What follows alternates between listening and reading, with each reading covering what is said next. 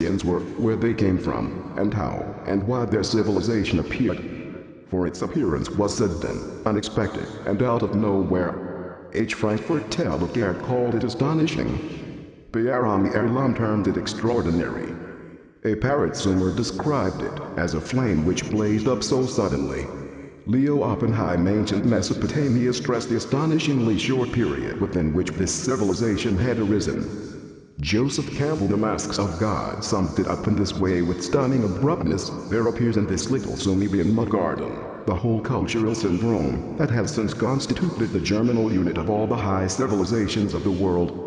Gods of heaven and earth, what was it that after hundreds of thousands, and even millions of years of painfully slow human development abruptly changed everything so completely, and in a 1, 2, 3 punch, circa 11,000-740-3800 BC, transformed primitive nomadic hunters and food gatherers into farmers and pottery makers, and then into builders of cities, engineers, mathematicians, astronomers, metallurgists, merchants, musicians, judges, doctors, authors, librarians, priests. One can go further and ask an even more basic question, so well stated by Professor Robert J. Braidwood: prehistoric men, why did it happen at all? Why are all human beings not still living, as the Maglemosians did? The Sumerians, the people through whom this high civilization so suddenly came into being, had a ready answer. It was summed up by one of the tens of thousands of ancient Mesopotamian inscriptions that have been uncovered. Whatever seems beautiful, we made by the grace of the gods. The gods of Sumer. Who were they? Were the gods of the Sumerians like the Greek gods, who were described as living at a great court, feasting in the great hall of Zeus in the heavens, Olympus, whose counterpart on earth was Greece's highest peak, Mount Olympus? The Greeks described their gods as anthropomorphic, as physically similar to mortal men and women, and human in character. They could be happy and angry and jealous. They made love, quarreled, fought, and they procreated like humans, bringing forth offspring through sexual intercourse with each other or with humans. They were unreachable, and yet they were constantly mixed up in human affairs. They could travel at immense speeds, appear and disappear. They had weapons of immense and unusual power. Each had specific functions, and, as a result, a specific human activity could suffer or benefit by the attitude of the god in charge of that particular activity. Therefore, rituals of worship and offerings to the gods were supposed to gain their favor. The principal deity of the Greeks during their Hellenic civilization was Zeus, father of gods and men, master of the celestial fire. His chief weapon and symbol was the thunderbolt. He was a king upon earth who had descended from the heavens, a decision-maker and the dispenser of good and evil to mortals, yet one whose original domain was in the skies. He was neither the first god upon earth, nor the first deity to have been in the heavens, mixing theology with cosmology to come up with what scholars treat as mythology. The Greeks believed that first there was chaos, then Gaia, Earth, and her consort Uranus. The heavens appeared. Gaia and Uranus brought forth the 12 titans, 6 males and 6 females. Though their legendary deeds took place on earth, it is assumed that they had astral counterparts. Cronus, the youngest male titan, emerged as the principal figure in Olympian mythology. He rose to supremacy among the titans through usurpation, after castrating his father Uranus. Fearful of the other titans, Cronus imprisoned and banished them. For that, he was cursed by his mother. He would suffer the same fate as his father, and be dethroned by one of his own sons. Cronus consorted with his own sister Rhea, who bore him 3 sons and 3 daughters, Hades, Poseidon, and Zeus, Hestia, Demeter, and Hera. Once again, it was fated that the youngest son would be the one to depose his hither, and the curse of Gaia came true when Zeus overthrew Cronus, his father. The overthrow, it would seem, did not go smoothly. For many years, battles between the gods and a host of monstrous beings ensued. The decisive battle was between Zeus and Typhon, a serpent-like deity. The fighting ranged over wide areas, on earth and in the skies. The final battle took place at Mount Casius, near the boundary between Egypt and Arabia, apparently somewhere in the Sinai Peninsula. Having won the struggle, Zeus was recognized as the supreme deity. Nevertheless, he had to share control with his brothers.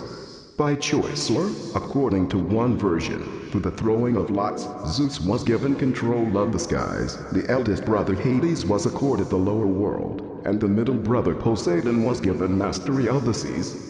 Though in time Hades and his region became a synonym for hell, his original domain was a territory somewhere far below, encompassing marshlands, desolate areas, and lands watered by mighty rivers. Hades was depicted as the unseen, aloof, forbidding, stern, unmoved by prayer or sacrifice. Poseidon, on the other hand, was frequently seen holding up his symbol, the trident. Though ruler of the seas, he was also master of the arts of metallurgy and sculpting, as well as a crafty magician or conjurer. While Zeus was depicted in Greek tradition and legend as strict with mankind, even as one who at one point schemed to annihilate mankind, Poseidon was considered the friend of mankind and a god who went to great lengths to gain the praise of mortals. The three brothers and their three sisters, all children of Cronus by his sister Rhea, made up the older part of the Olympian Circle, the group of 12 great gods. The other 6 were all offspring of Zeus, and the Greek tales dealt mostly with their genealogies and relationships. The male and female deities fathered by Zeus were mothered by different goddesses. Consorting at first with a goddess named Metis, Zeus had born to him a daughter, the great goddess Athena.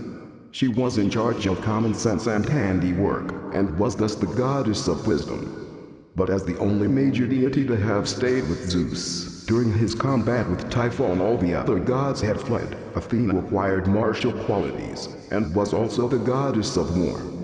She was the perfect maiden and became one's wife, but some tales linked her frequently with her uncle Poseidon, and though his official consort was the goddess, who was the lady of the labyrinth from the island of Crete, his niece Athena was his mistress. Zeus then consorted with other goddesses, but their children did not qualify for the Olympian Circle. When Zeus got around to the serious business of producing a male heir, he turned to one of his own sisters. The eldest was Hestia. She was, by all accounts, a recluse, perhaps too old or too sick to be the object of matrimonial activities. Zeus needed little excuse to turn his attentions to Demeter, the middle sister, the goddess of fruitfulness. But, instead of a son, she bore him a daughter, Persephone, who became wife to her uncle Hades, and shared his dominion over the lower world.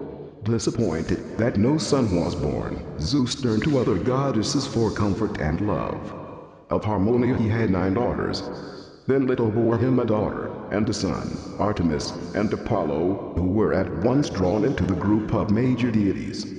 Apollo, as firstborn son of Zeus, was one of the greatest gods of the Hellenic pantheon, feared by men and gods alike. He was the interpreter to mortals of the will of his father Zeus, and thus the authority in matters of religious law and temple worship. Representing moral and divine laws, he stood for purification and perfection, both spiritual and physical. Zeus's second son, born of the goddess Maia, was Hermes, patron of shepherds, guardian of the flocks and herds. Less important and powerful than his brother Apollo, he was closer to human affairs, any stroke of good luck was attributed to him. As giver of good things, he was the deity in charge of commerce, patron of merchants and travelers.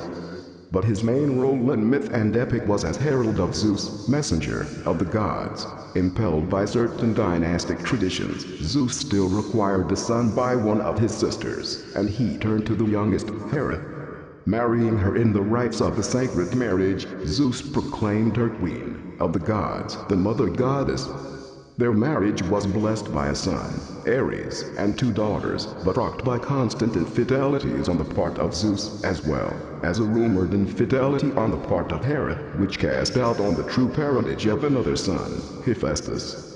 Ares was at once incorporated into the Olympian Circle of 12 major gods, and was made Zeus's chief lieutenant, a god of war. He was depicted as the spirit of carnage, yet he was far from being invincible. Fighting at the Battle of Troy, on the side of the Trojans, he suffered a wound which only Zeus could heal. Hephaestus, on the other hand, had to fight his way into the Olympian summit. He was a god of creativity. To him was attributed the